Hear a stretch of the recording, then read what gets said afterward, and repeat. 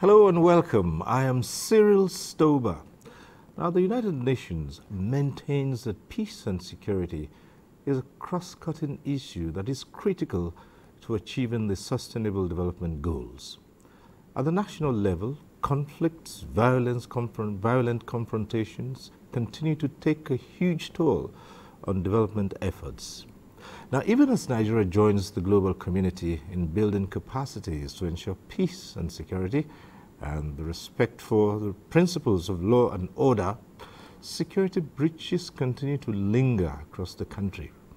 Today, we focus on strategies in conflict prevention, mediation, and resolution to mitigate violence in the country. My guest is the Director General of the Institute for Peace and Conflict Resolution, Dr. Joseph Ochogwu. Dr. Ochogwu, thanks for coming on One-on-One. Yeah, thank you. It's a privilege to be on One-on-One for the very first time, but I think that the issues are very topical, and I think this meeting is very timely. All right. They say all the time that peace goes beyond just the absence of conflict, and there's so much more to peace and security. How so is this? I think there is a connection between peace and security. And it's important to strike the balance that in real sense, security is not peace. You can have some level of security and still don't have peace. When you talk about peace, you are talking about a whole gamut of several other variables. You're talking about issues of economic development, equity, justice, rule of law, good governance, well-being, for the people. On the other side, if you look at security, largely you are singling out issues around the safety, the protection of life and property. There is a relationship between peace and security, no doubt, but it's important that if you want to deal with the issues, you know how you begin to decouple the concepts, the variable of what security represents, and then you deploy the right tools for security. So if you're looking at policing, military, correctional center, the Nigerian civil defense, you are looking at issues around security. When you are looking at the issues of peace, you are looking at the whole of society, issues that have to do with the economy, health, education, religion, the things that promote the well-being and mutual coexistence, of the society. You find all that gamut within the peace sector. Because the point to make is that we are all peace workers. Even your role, in the NTA is peace work you are doing, but it's not security work you are doing. I hope you're understanding the connections now. And so if we look at the security guys with the police people who are providing physical security to this place, what they are doing is security. But it's connected because without them too, you can't do your work. So that is a connection. And it plays the same way out to even at the international level. That as much as they are separated, it's difficult to take one off the other. So there is an interconnectedness and in terms of separation. But when you want to do work, in terms you want to do some kind of reforms to improve society that has reversed on the track of violence and all that, you need to begin to find the right measures and the right tools, to begin to deploy. For example, if you say poverty is responsible for insecurity and unemployment is responsible, for insecurity, what do you do?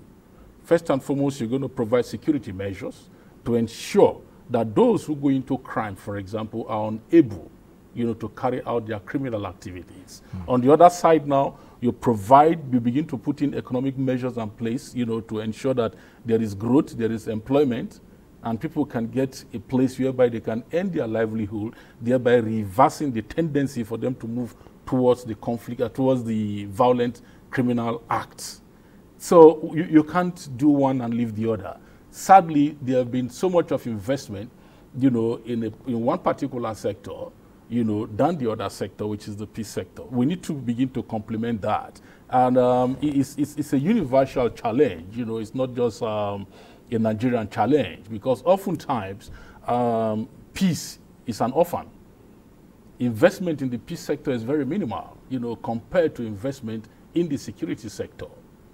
And that is why there is need, to bridge this gap to ensure that there is a complementarity. If you look at all our efforts in the last over a decade ago in the Northeast, for example, in terms of our military deployment, our counterinsurgency operations, and some of the results, that security operatives, military security operatives have achieved in the Northeast, compared to why the problem is still lingering, that there is a deficit in the peace building sector, and why we need to up our game in the peace building sector to complement whatever the military security operatives are doing on the ground, to ensure that we don't have this frequent and recurrent cycle, of conflicts or violence, in our society. So from your response to this question, we can conclude that yes, you might have some measure of security, but that in itself may not necessarily be conflict-free. Yeah, absolutely. I think it's important and instructive to try to mention the fact that there is no human being, no community, no society that is conflict-free. Let's be very clear about that. Conflict is part and parcel of human existence. The conflict that we frown actually about is the violent conflict, the one that is destructive, the one that sets development on a reverse. The one that makes life, meaningless for people, where lives and properties of people are destroyed unwantonly. That is the component that we need to deal with. And that brings us to one of the biggest challenges so far in this country, at national level. And when do we begin to see the warning signs, the early signals that conflicts, which are not necessarily violent in nature, begin to fester, and nothing is done about it until it gets to the stage where an eruption takes place? For instance, you ask, why would a group of people who otherwise had lived together peacefully suddenly take up arms against each other? I think the first thing first is for us to understand, have a nuanced understanding of our local conflict environment. If you look at the protracted nature of our conflicts across Nigeria and the intractable nature, the seeming intractable nature of these conflicts, you discover that the dynamics have changed over time, and oftentimes it has mutated into a different thing while we are still deploying oral tools to it. And I'm going to cite a very quick example to you in terms of, for example, the farmer-herder relation, what we call the farmer-herder crisis in Nigeria, or the farmer-herder conflict in Nigeria. I think that if you study that conflict carefully, you will see that over time, that conflict has changed. And what I will say is what I term as the ruralization of violence in our local community area. Ruralization in the sense that criminal elements have taken advantage of the identity fault line between farmers and herder and intruded into their relationship, and therefore caused violence. So majority of the things you see happening across Nigeria, has what smart criminal elements have done, to take over our identity fault line. So if they know, for example, this particular community has an identity crisis, or an seeming identity problem over religion, maybe Christian, Muslim, who have been living together over the years, what they do is to just sow a seed of discord, create a crisis around them, and then carry out criminal activities. So there is a criminalization of conflict, that is taking place in the vast parts of this country. And I need to point this out too, that the violent actors that are perpetrating this particular violence in terms of political violence, communal violence, criminal violence, they are all the same sets of actors. So it is the connection, of these violent actors with also as well as the political elements that makes it a bit intractable, for the state. And I see that you can see a cycle. Because this is a field that I've been in for over 20 years now, and it's something that I've studied over time. So what we need to do actually is to see how, to a very large extent, there is a very robust cooperative and collaborative relationship between research and policy and practice, right? To make a difference. Because the reason is that the criminal element increasingly are becoming much more smarter, and they are permeating the nooks and crannies of society in terms of how they deal with issues, So as state actors, we too need to be much more proactive, much more creative, in how to deal with these problems and reduce the level of violence, to ensure, that certain incidences do not occur. And that is why, for example, if you look at the crisis in some pockets, in some parts of Nigeria, the crisis, they seem endless. They take military actions, and then it reduces, and then after a while, you see it scales up again. It means that even after military action, the necessary mechanisms we need to put in place to mitigate the reoccurrences, of these conflicts, they hardly happen. All right. We'll take a note of that. But then let's expand this a little bit more. You talk about not having the necessary tools to deal with this situation. But let's go to the political arena, for instance. The violence and the conflicts in our politics. Mm. And if we say we have had these number of years of uninterrupted transition from one democracy to another, why would the issue of violence still persist? I'm not an idealist, but I'm a pacifist and a peace practitioner and a researcher. But I will tell you one thing, that in a nation where resources are scarce, we are still in an evolutionary stage. I will leave Nigerian democracy at that evolutionary stage. So, and at evolutionary stage, you're going to find so many things, and what you need to put in place is to do some what we call incremental reforms. If you don't do incremental reforms, you're going to do revolutionary reform, which does not bring results.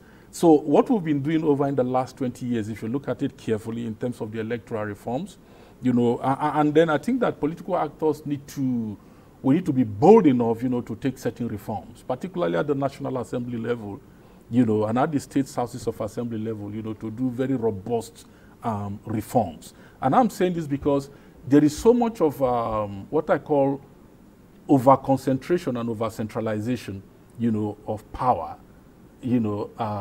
within Nigeria. If you look at the sub-national level, for example, at the respective states, you see that the power holder is just almost like the governor.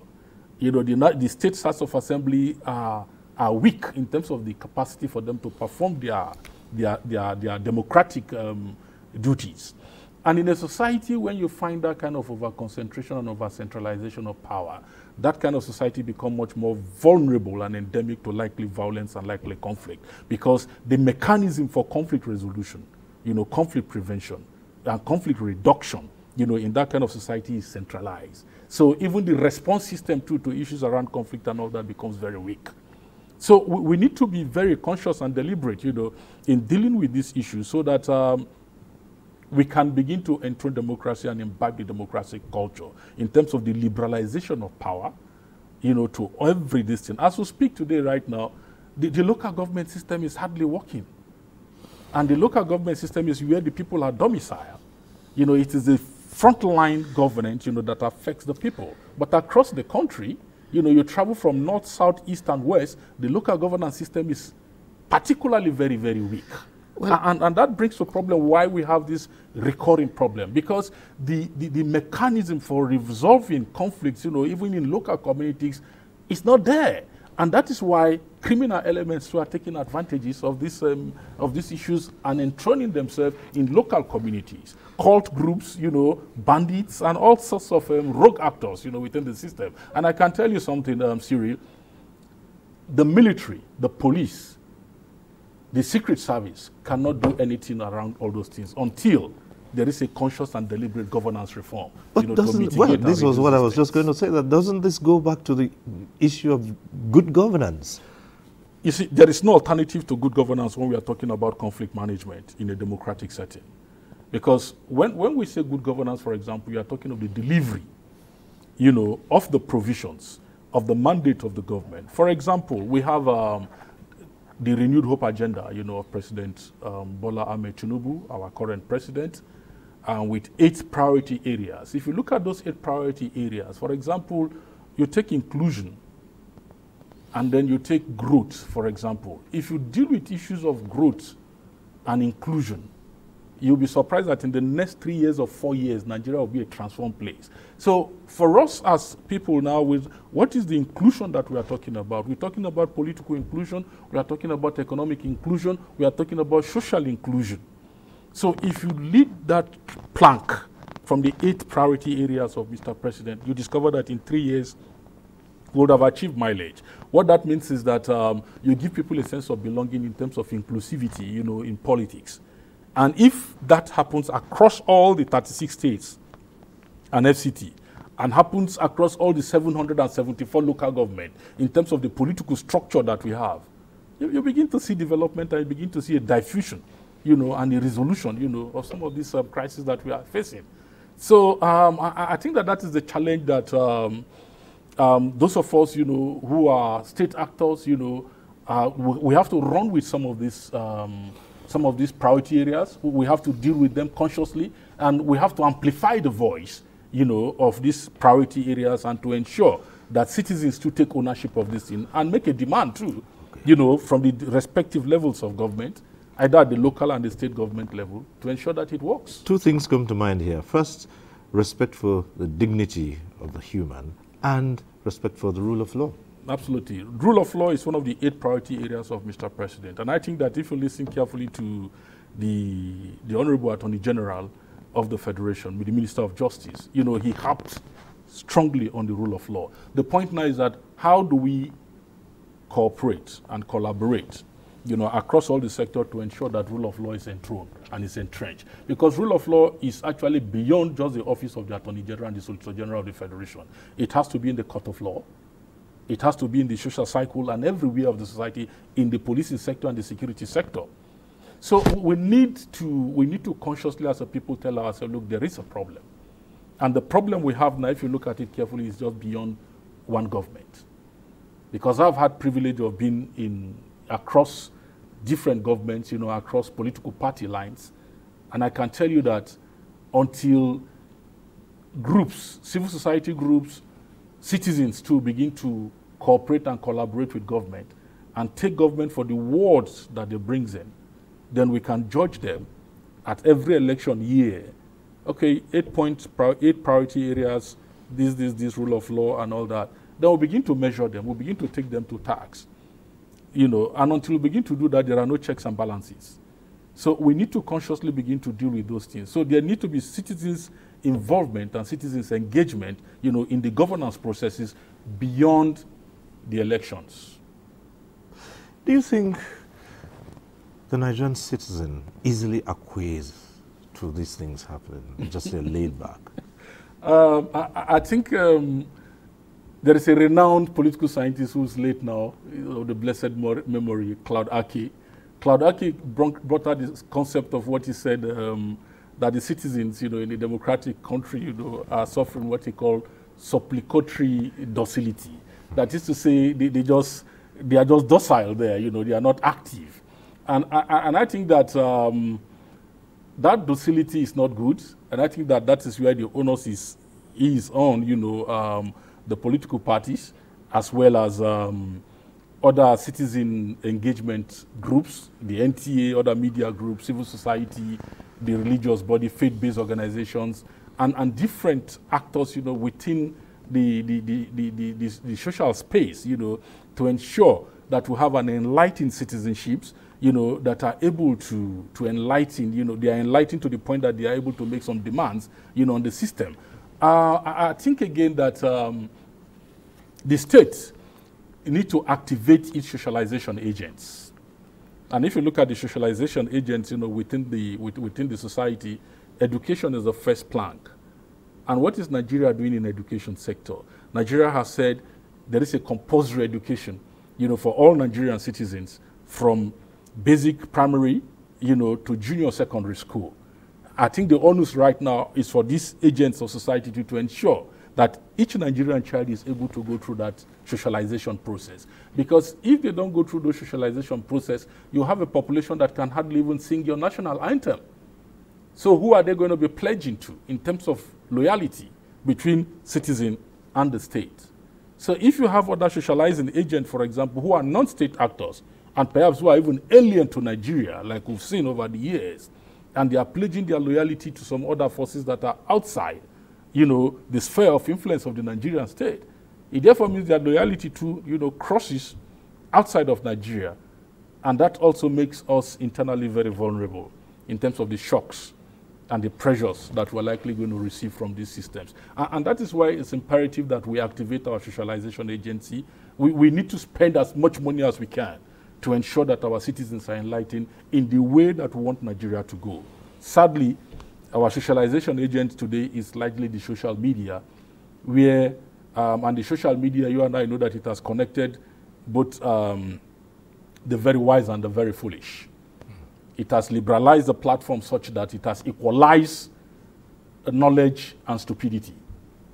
And I think that that is a problem that the Nigerian state, the Ministry of Information, the new Minister of Information, and all the various agents of socialization need to take very seriously, and how we begin to provide a national counter-narratives, to some of the challenges that we face. And I'm going to cite one very quick example here. When the ECOWAS met, in terms of the coup in Niger, one of the first things that went out was the last resort. The very last resort in the diplomatic tools that needed to be carried out, which was the use of sanction. But what did we have? It was hyped in the media that Nigeria was going to invade, and it sold like wildfire. And that is really sad. It's sad because that is not the ECOWAS mechanism, for the ECOWAS mechanism and the protocol, on conflict prevention management, peacekeeping and all that, as well as the protocol on good governance and democracy. They are very explicit on the tools that the ECOWAS head of states they need to deploy. So the last tool, which was the use of force, was prioritized and put on top, and everybody ran with it. And the whole country was as if it was going to catch fire. And some other fifth columnists were using it, to try to. So we really actually need to consciously up our media, education game. We need to invest, massively in it. And like I begin and I told you that the media itself is a peace-building sector, in Nigeria, and we cannot afford to neglect it. When you say that criminal elements take advantage of the fault lines, it brings me to the question of ethnic fault lines. Mm-hmm. There are those who would argue that they were not as clearly defined in the past as they are now. Mm. And that for some strange reason, Nigerians are more divided than they are united.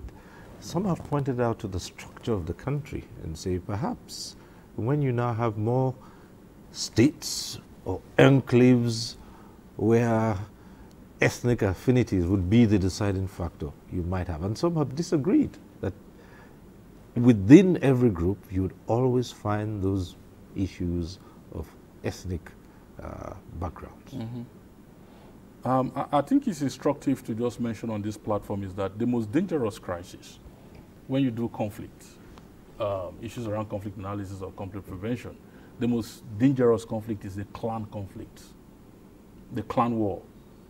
The clan war is a bloodline war. It never ends.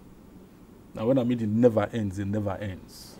If you look at Afghanistan, for example, if you look at historically, for example, you discover that they are connected. Even the Arab-Israeli crisis we are hearing today, if you look at it historically, you discover that perhaps from prehistoric time, they were bonded. So those kind of problems are always there. But what is there, for example, for us in Nigeria is that the first thing we've not done too well too is modernization. The opening up and the modernization of the Nigerian economy and the Nigerian polity in terms of development. Development is one of the major tools, you know, for conflict prevention. Because like I mentioned earlier on, if you are doing a development plan and then there is employment for people, you are cutting off those who are likely to be recruits, you know, for violence because they have a place to go to work. So the youthful energy, you know, is now taken to more productive base. But when there is when the modernization is a phony modernization, and I will tell you because I'll travel to the nooks and corners of this entire country, and the rural area presents a very peculiar challenge, you know, to us. You travel to different parts, even on the road, you see young men gathered together. What are they doing? Either gisting with themselves or on top of machine or watching football, you know, football that is not even Nigerian league, that is foreign league, you know. So the point you now talk, what are these boys going to do after they finish watching football and they've not gone to farm, you know, they've not earned any source of livelihood? You see that they become much more vulnerable, you know, to these incidences of conflict. So our society has not been able to open up. If you look at Lagos, for example, Lagos has opened up fully into Ogun State. You won't know the difference. You hardly know the difference. And I think that there have been conscious effort between the governors of the government of Lagos State and that of Ogun State to provide some level of, in terms of roads, network, you know, among those communities, and to ensure that perhaps taxes are collected from these people and all that. And if you look at Lagos, I'm going to use Lagos, for example, because Lagos is one typical place that ordinarily would have imploded over time, but perhaps some bit of creative management, you know, by the governments, several governments of Lagos State, and that has not happened. You recall that as at 1999 to 2003 to 2007, Lagos State created what we call the local government development agencies. What was that supposed to mean? That was literally to ensure that governance get to the people, because I think they realized that the number of local government could not really serve the needs of those people. So they expound governance space and included more people into the governance sector, and then ensure that issues around road, water, whatever here and there are deliberated upon around those local government development authority areas, you know, and to ensure that there are leadership structures too around those places there. What happens in that? That is conflict mitigation. And then a sense of inclusion too, to people who ordinarily, you know, are not indigents or supposed indigents of those places there, because Lagos is a largely cosmopolitan area, you know. So you provide that sense of inclusion for them in terms of course, they have roads to go to their work, they have, but in other states that has not happened. So if you look at the North Central, for example, and several other parts of Nigeria, for example, it is the same old cities that you know that have remained in spite of the population explosion. So what do you think will happen? There's going to be a squeeze. There's going to be a pressure on the new system. So if you look at Jos, for example, Jos has been the same Jos that you know over the years, apart from some of the incremental reforms, you know, that previous government have made in terms of little expansion through Rayfield and some other parts. But like I can tell you, it is still the same old Jos.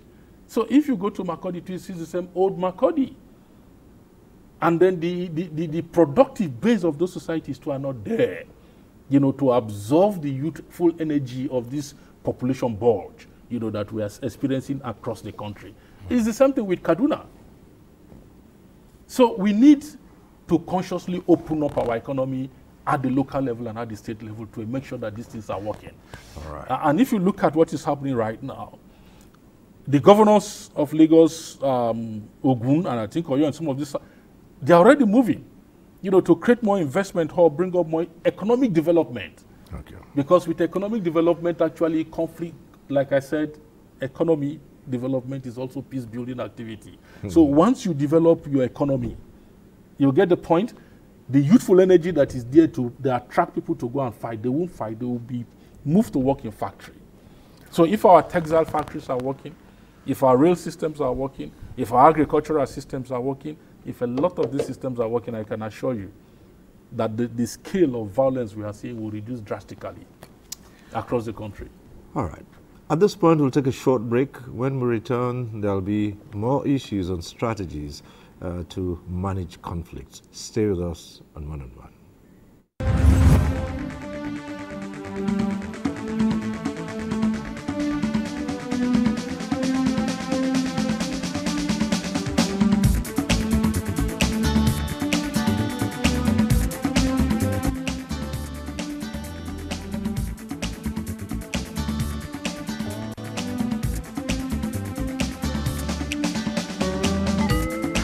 NTA Tuesday Live, a network issue-oriented innovation talk show.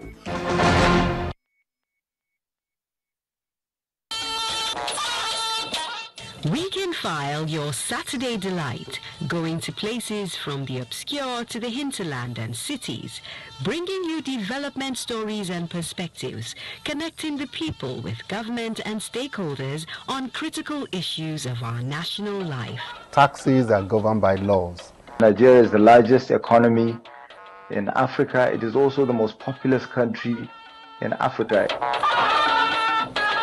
Now this is Weekend 5. I am Jumba Yusuf. It's 9 p.m. every Saturday on the network service of the NTA. Weekend File. You can't afford to miss it. Thanks for staying with us in One on One. We still have here the Director General of the Institute for Peace and Conflict Resolution, Dr. Joseph Ochogwu. Thank you. Before we took that break, you were talking about how economic activities could mitigate, bring down the level of conflicts in society. People can they can use that energy, especially the youths, into more productive ventures than using it to fight.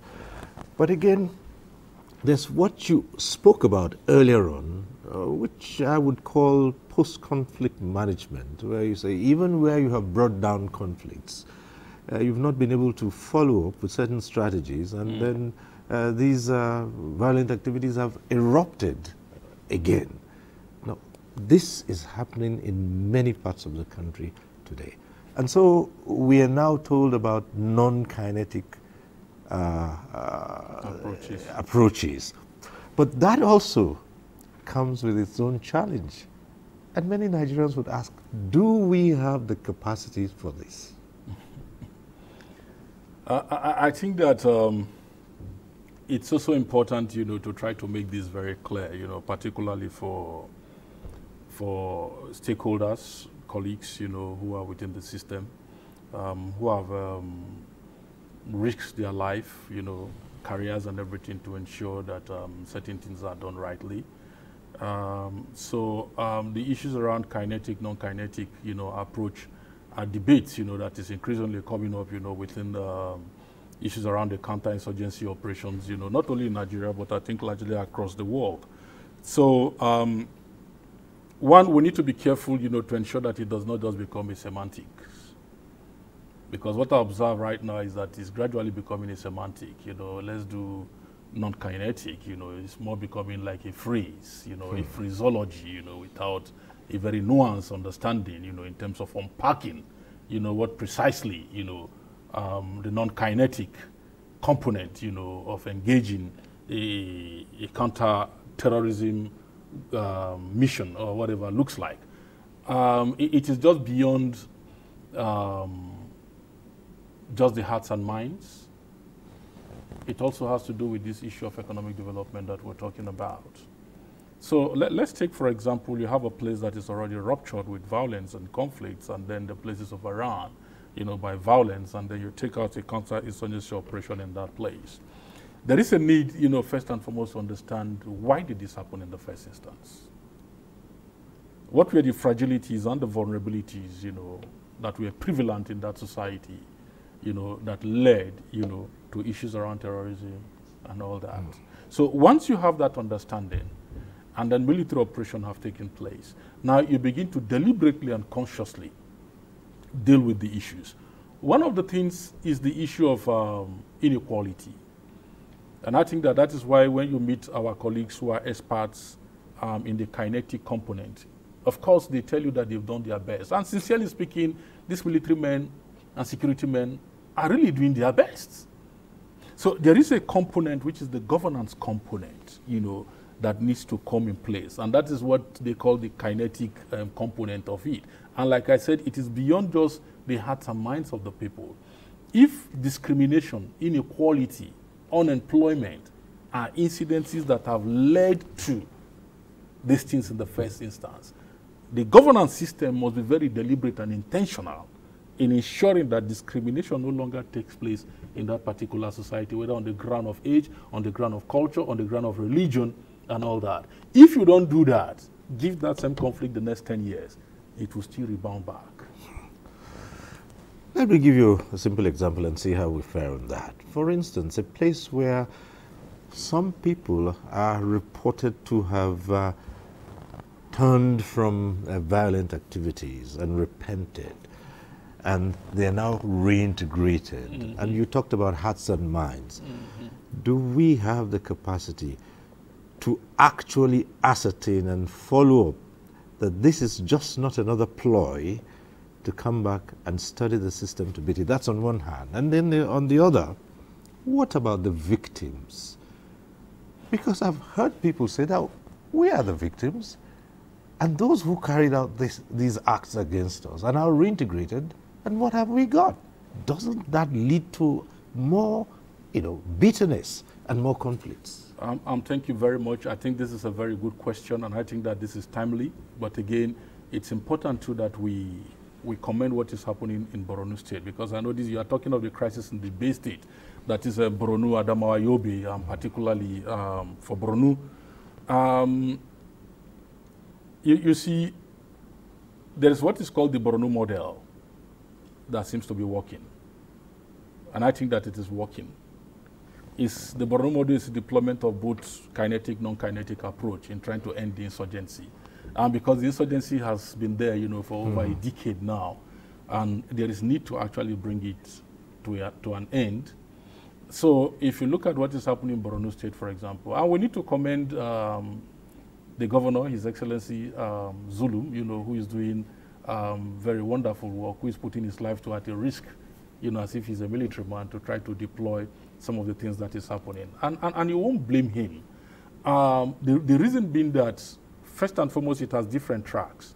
One, surrender, and then, of course, you have your place in society. That is the first one. And then two, displaced people, please move back to your places, particularly that the military is recovering the place and bring a sense of life there. And it's not only doing that too. If you go to Maiduguri, for example, you see one of the best secondary schools in the country, the Maiduguri, which is built, and in terms of healthcare facility. And I think that those things are commendable. And I think that this is not time to actually leave Borno State alone, in this entire engagement.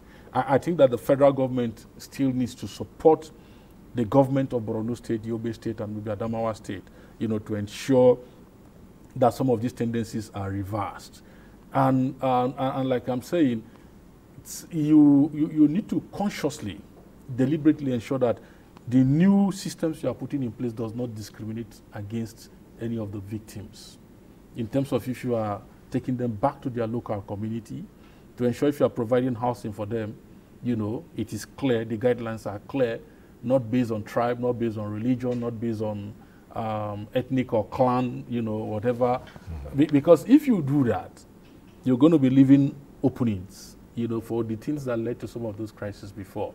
A second one is the issues around the victims of the crisis and all that. I think that the victims too, there needs to be some kind of restorative justice system, that needs to be put in place, that is local context specific, to the people, that are affected, to ensure too that they have a sense of belonging and they agree, within their subconscious that this crisis cannot go on forever and will need to forgive. So forgiveness and reconciliation is very, very key when you are doing this kind of post-conflict peace building, particularly for what has happened. Because you are talking of a crisis whereby Some people could identify who killed their father or who killed their mothers, you know, and all that. So you can't let that just pass. It has to be addressed. So I think that I will caution that there are certain things too we don't need to really be in a rush or in a hurry, you know, to deal with, because this is actually lifetime and enduring crisis that we need to actually consciously deal with.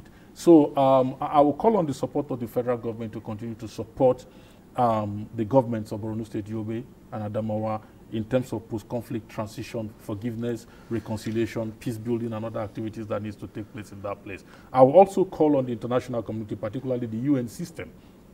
You know, USAID and other international partners, the way they supported the humanitarian relief, you know, humanitarian intervention in that place too, they should be able to do that. The reason why we need it is that we need it to serve as a very credible model, you know, for other parts of the world to see how these things work, you know, to ensure that while we are achieving the military component too, we are achieving the governance component, you know, in terms of post-conflict peace building and all that. Earlier on, we talked about the place of the rule of law. I want to go somewhere, some other place close to that, which is law enforcement. And I'm shifting to the areas where it's not the kind of insurgency you saw in Borno initially. This is now criminal gangs who have taken to abductions clearly for pecuniary reasons. And you have people who say, how come people have not been punished? There are laws. I think that to a very large extent, those that are caught, you know, have been made to pay the price. But the point is that what is the price, you know, that is being paid? Why is it easy to adopt somebody and successfully collect ransom from the person and then go away scot-free? Once there is this thing we call the demand and supply continuum, you know, in terms of if you want to, if you are doing criminal activities, for example, if you are trafficking in drugs, as long as there is a demand for it, you know, there will always be a supply for it, particularly if it's an illegal business. So for the kidnapping, the abduction that you are talking about, I think that it has become a very lucrative business. And lucrative in the sense that the use of the cell phone to have made it much more easier to connect, you know, and to get, and just to mention that it is not only in the Northwest that people have been abducted. People have been abducted, you know, pockets of them, you know, across the country. Recently, there were a series of abductions in my village, you know, which used to be very relatively peaceful, you know, and all that. So the use of cell phone had made it much more easier, you know, for people to abduct and then just put the victim on a video, on a phone, and being tortured and all that. And then the family, because they want their loved ones, you know, to be alive, you know, begin to struggle to ensure that something is paid. And I think that this is where the creativity, you know, the creativity and innovativeness, you know, of the policing agent and the state security system comes to play, you know, to try to mitigate these. And of course, also the citizens' enlightenment that we talk about in terms of enlightened citizens. I can assure you one thing. If you want to cut the supply of abduction, for example, if all citizens refuse to pay abduction ransom fee, what do you think will happen to that business? So they kill maybe some pockets of people, but there is a collective resolve by Nigerian citizens that they are not going to pay any form of certainly there will be abduction. people who would not want to sacrifice their loved ones. So that is the challenge. That is the challenge. But what I'm trying to say is that if there is a resolve, if there is a religious resolve, there is an enlightenment, a broad-based enlightenment, that they take your person, don't pay nothing. If it happens, it will drop. When I mean it will drop, it will drop. Because we need a much more collective resolve in what we are facing. What we are actually, the challenges we are facing is actually beyond, not so much beyond government itself, but it needs very creative collaboration and cooperation between the state and non-state actors, between the faith-based organizations, you know, the citizens, the educational system, and everybody within the society to say, look, enough is enough. We need to address these things. You and I know that the police strength we have is just about 300 to 400,000. You think they can police everywhere? They can't police everywhere. That is why we need, like I said earlier on, citizens' engagement and involvement beyond just elections.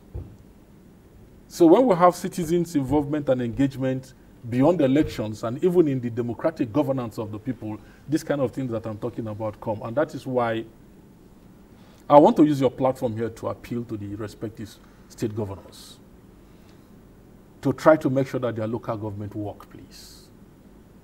Because the local government is the front line. It is not the state headquarters. If you look at our square kilometer distances between the state capital and the respective state local governments in all the states, you see the distance it is. Is it a DPO, you know, that is there maybe in a local government with just 5 or 6 men? If there is no express road in that place there to mount a checkpoint or whatever, maybe he's just there, maybe just 2 or 3 of them in the local government. You think he can repel people who have come with AK-47, about 10, 50 of them with motorcycle? You overrun the local government and take the place. So we need to do more.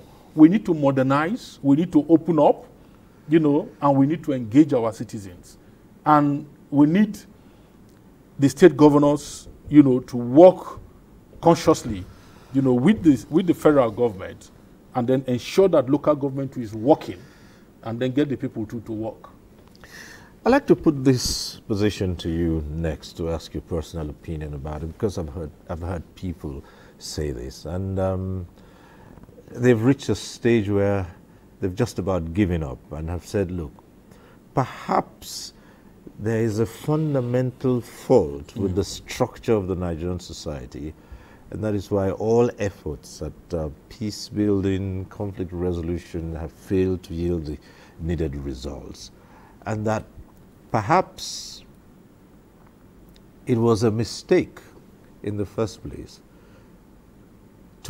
for what happened in 1914 to have happened, the amalgamation. What do you see? No, I think that is largely, for me, that is begging the question. That is, I would say, that is reverse thinking. Reverse thinking in the sense that it means that our generations are not creative and innovative enough to meet up the challenges of the present time. So what we are doing, we are just being escapists. It's escapism. It's escapism. What we need to do, our generation need to face the challenges of the time. And I think that we have a new opportunity now. We have a new opportunity now in the Renewed Hope agenda. And I think in one of my speeches, I've said that it is important with the Renewed Hope agenda, first and foremost, for we as citizens to have a renewed hope in ourselves. Because sincerely, if you don't have a renewed hope in yourself, you won't even come to work. And you won't give in your best.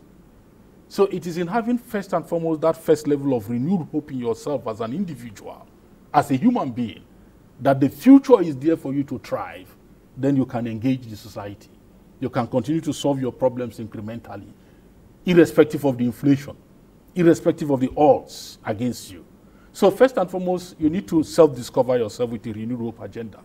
And then you have to begin to renew hope too in your workplace, which is NTA, in spite of the challenges. Because like I told people, we are paid to solve problems on a daily basis. We wake up in the morning, we solve problems. We are problem solvers by nature as human beings.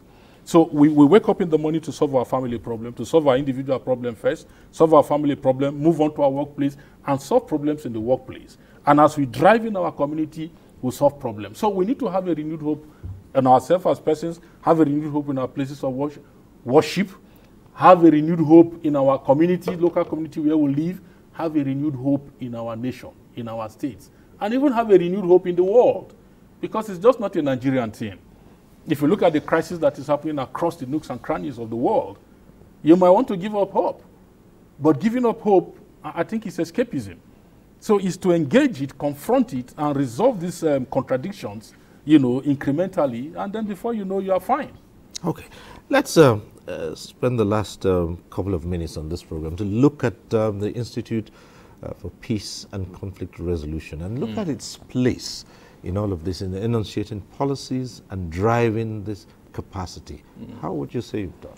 Yeah, I think the Institute for Peace and Conflict Resolution is the lead government agency, you know, in terms of conflict prevention, management, and resolution. So we provide research and policy advisory, you know, to the Nigerian government and other stakeholders. One of the fundamental principles, you know, which we work with is the fact that peace work is not something you can do alone. So you have to do it in terms of partnership, collaborations, and linkages, with other different stakeholders, to ensure that you achieve the mandate of peace. Because peace is an all-inclusive enterprise entity that you need to engage with other stakeholders to ensure that it is delivered. So we undertake research, and then we do direct interventions, and then we do advocacies, and then disseminations of our research findings and all that. And I'll tell you how that works. Let's look at the issues around capacitation in terms of increasing the pool of practitioners, in getting sound technical knowledge, in peace building, in conflict management, conflict resolutions. We have the National Peace Academy in the Institute for Peace and Conflict Resolution, where we train people. We train people on the basic conflict management skill and advanced conflict management skill, as well as the strategic leadership and mediation course. And it's open to everybody, that qualifies you, to become a member. What that does is that we don't just give training for the sake of training. We give a life-transforming training. Because the work we do, if you're not a change agent, you are difficult to be a peacemaker. You have to first and foremost self-discover yourself as a peace agent. Then you can begin to deploy the tools of conflict management. You need to build emotional intelligence, for you to be able to do some of these things, to engage in. So we work with state actors and non-state actors, and we serve critically as a catalyst between the government and civil society organization to ensure, that we build a pool of people, individuals, and groups and societies, in this. We work with faith-based organizations as well. Hearts and mind, you said earlier on, and is this key to conflict resolution and management, hearts and mind, for even those, because you talk about not being a change agent means you can be a peacemaker. Yeah. So hearts and mind will come in here. Yeah, you see, the hearts and mind of people is very important. And you recall that I said that we need to invest more also on our mechanisms for narrative, in terms of creating what I call a counter-narrative, alternative narrative, from the kind of narrative that is in the mainstream media. And like I told you before, that is in the social media. If you go to Twitter, which is called Z now, or thereabout, and some other platforms, and you see the kind of conversations that happen there, at times you feel un-Nigerian because of the kind of forces, and you ask, what is likely responsible for this? So we need to we need to work consciously to see how, as a society, as a government, we change this narrative for the good of our people. Otherwise, you're going to have a confused populace, populace that are vulnerable for propaganda, and that becomes more crisis. Make us more crisis prone. So we need to invest more in this. If we don't, the peace that we are talking about will continue to elude us. Well, it is on that note we'll have to conclude and say, well, we hope you'll have time, you'll find time to come again, because we still have to pursue these strategies and look at them once again. There are so many others, but as I always say, no one program can capture all the issues. So Dr. Joseph Ochogwu, Director General, Institute for Peace and Conflict Resolution, I'd like to say it's been interesting talking to you.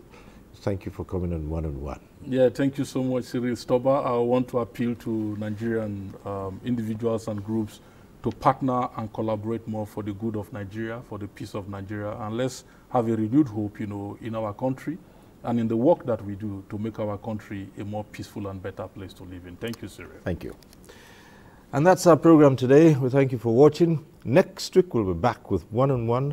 I'm Cyril Stoba. Bye for now.